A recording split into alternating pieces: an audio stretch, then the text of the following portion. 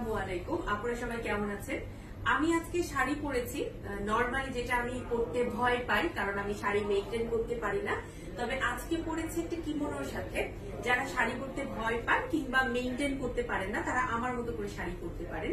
খেয়াল করে দেখেন, আমি 1500 টাকার একটা কিমোনো আমার শাড়ির সাথে সুন্দর করে ম্যাচ করে পরেছি। এই কিমোনোটা আমার বডির পুরোটা পোর্শন কিন্তু সুন্দর মতো ঢেকে রেখেছে। ইভেন আমার ব্যাক সাইডটাও আপনি খেয়াল করে দেখেন সুন্দর করে ঢেকে রেখেছে। বাট সামনের দিকে আমার যে কুচির পোর্শনটা, যেটা কিনা শাড়ির মেইন আকর্ষণ, সেটা কিন্তু খুব সুন্দর করে দেখা যাচ্ছে। তো যারা শাড়ি পরতে চান কিন্তু পরতে পারছেন না, কিভাবে পরবেন বুঝতে পারছেন না, তারা এইভাবে আমার মতো করে শাড়িটা পরবেন। এবং আমি যেটা করেছি, আঁচলটা কিমোনোর উপর দিয়ে নিয়েছি। তো আমি পুরোটা শাড়ি পরেছি, এরপর আমি এই হাতের কিমোনোটা পরেছি। দেন আমি এখানে সুন্দর করে এখানে পিন করে মানে আমার শাড়ির আঁচলটা সেট করেছি। আর এর উপর দিয়ে এই পোর্শন থেকে আমি হাতটা তার উপরে পরেছি। এতে করে যেটা হয়েছে যে আমার এখানে আঁচলটা খুব সুন্দর সেট হয়েছে, এই পোর্শন থেকে কিন্তু আমার বডি পোর্শনও ঢেকে আছে সুন্দর করে।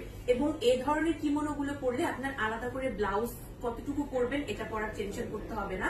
আপনি নর্মাল টি শার্ট দিয়েও আপনি শাড়িটা পরে ফেলতে পারবেন, ইভেন ছোট হাতের টি শার্ট দিয়েও আপনি পরে ফেলতে পারবেন, কারণ পুরোটা হাত আপনার ঢেকে থাকছে। ইভেন একদম দেখেন ওয়েস্টের পোর্শনে বা কোমরের পোর্শন ঢাকা থাকছে, ব্যাক পোর্শন ঢাকা থাকছে। তো এটা হচ্ছে আমার একটা টিপস। আমি খুব পছন্দ করি কিমোনো দিয়ে শাড়ি পরতে, যেহেতু আমি একটু মেনটেন কম করতে পারি। আর এক্ষেত্রে আমার একটা টিপস হচ্ছে একটু নিট লুকের জন্য, যেহেতু আপনি শাড়ি পরছেন, কিমোনো পরছেন, হিজাব পরছেন, অনেক কিছু একসাথে দেখা যায়। সেক্ষেত্রে আপনি যেটা করতে পারেন আপু, সবসময় আঁচলটা এভাবে গুছিয়ে নেবেন। আমি যেভাবে গুছিয়ে নিয়েছি, যদিও আমার আঁচলটা একটু শর্ট হয়েছে, আপনারা একটু আঁচলটা লম্বা করে নেবেন এবং সুন্দর করে গুছিয়ে পিন দিয়ে পরবেন, দেখতে ভালো লাগবে ইনশাআল্লাহ।